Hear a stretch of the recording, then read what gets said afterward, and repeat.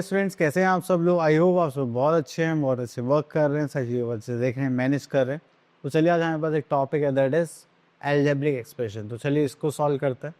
अब जब भी हमारे पास वेरिएबल्स एंड कॉन्स्टेंट्स का कॉम्बिनेशन होगा तो हम उसको क्या बोलेंगे, एल्जेब्रिक एक्सप्रेशंस। तो यहाँ पर चलिए तो देखिए, जैसे कि आप यहाँ पर देख पा रहे हैं तो यहाँ पर हमारे पास लिखा है कि 2 क्यू स्क्वायर।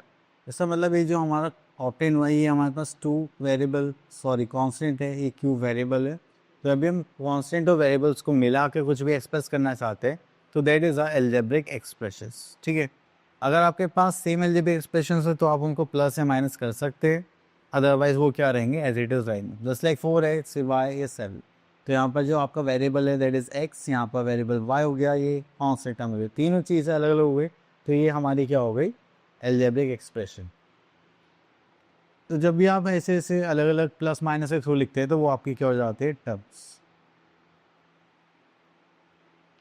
चलिए यहाँ पर आते हैं, terms are added to form in expressions. तो जैसे ही आप टर्म्स की बात करेंगे तो जो भी आपके पास लाइक टर्म्स होंगी तो वही क्या होंगे, आपके प्लस माइनस। और अगर हम बात करें फैक्टर्स की तो यहाँ पर देखिए आपके पास दो टर्म्स है, 3x² माइनस 2x²। ठीक है, तो अब 3x² में फैक्टर्स हो जाएंगे 3x, यहाँ पर कहेंगे तो -2xy। तो ये सारे क्या होगा, इसके फैक्टर्स। चलिए नेक्स्ट इज कोफिशिएंट। तो जो भी आपके पास न्यूमेरिकल वैल्यू होगी किसी भी वेरिएबल के साथ तो वो क्या होगी, उसकी कोफिशिएंट होगी। जस्ट लाइक मैंने लिखा यहाँ पे 2q, तो यहाँ पर q का कोफिशिएंट क्या होगा, हमारा 2। ठीक है, अब देखिए यहाँ पर हमारे पास टर्म्स हैं 10x y -2। तो जो -2 है वो क्या हो जाएगा, कॉन्स्टेंट। y और x हमारे हो जाएंगे वेरिएबल एक्सप्रेशंस, एंड जो 10 है ये क्या हो जाएगा, हमारा कोफिशिएंट ऑफ x।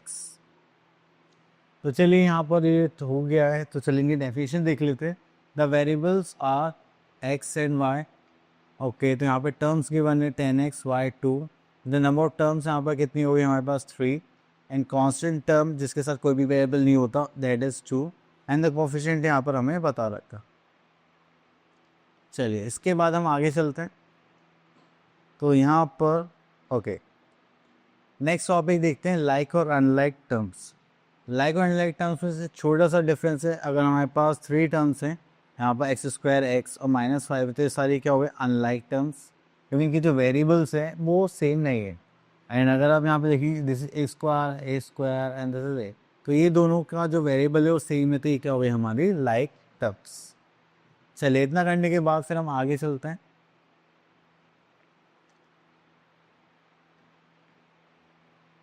तो यहाँ पर आता है हमारे पास first term that is monomial, then binomial, then trinomial. Monomial means single term, binomial means 2 terms. ठीक है, ट्राइनोमियल मीन्स 3 टर्म्स, तो दैट इज x + y + 5। चलिए इतना करने के बाद हम आगे चलते हैं।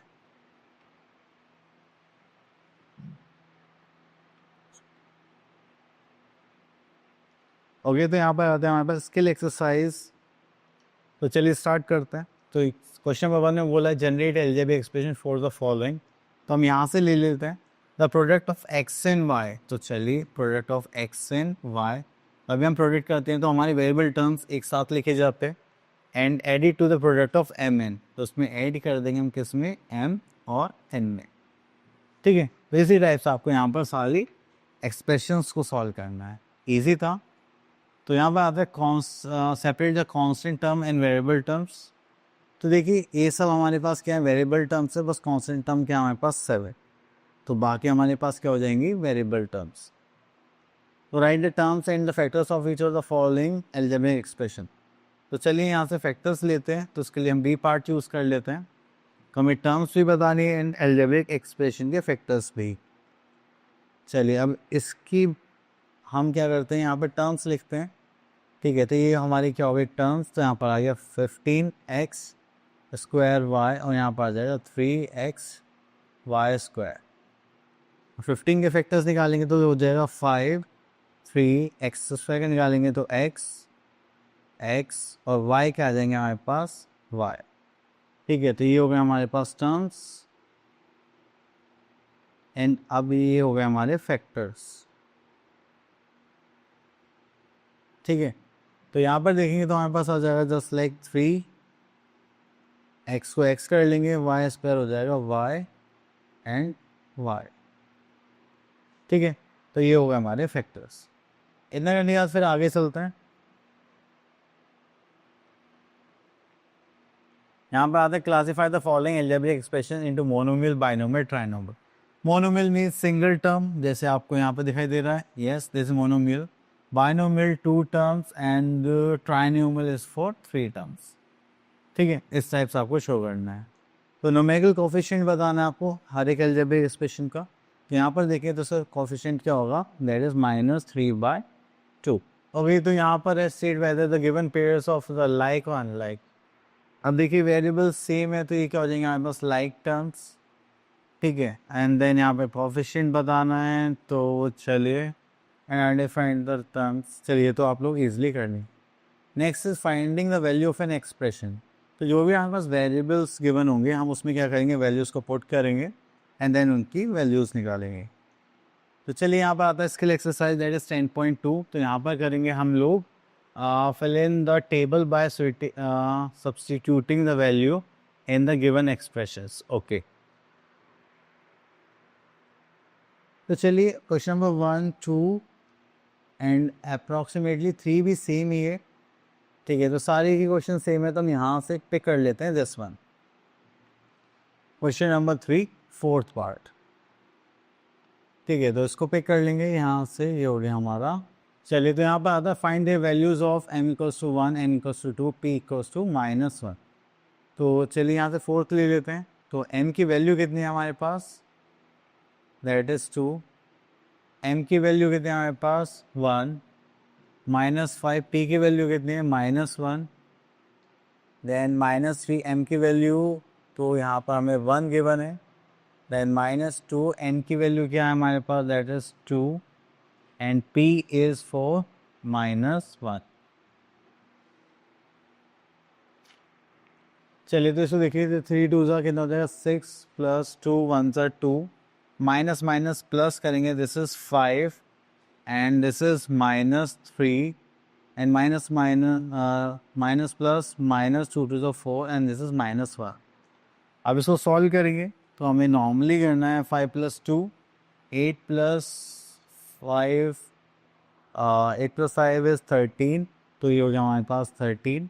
अब माइनस एड कर लेते हैं, माइनस माइनस के वजह प्लस, ये सब माइनस में तो हो जाएगा -8।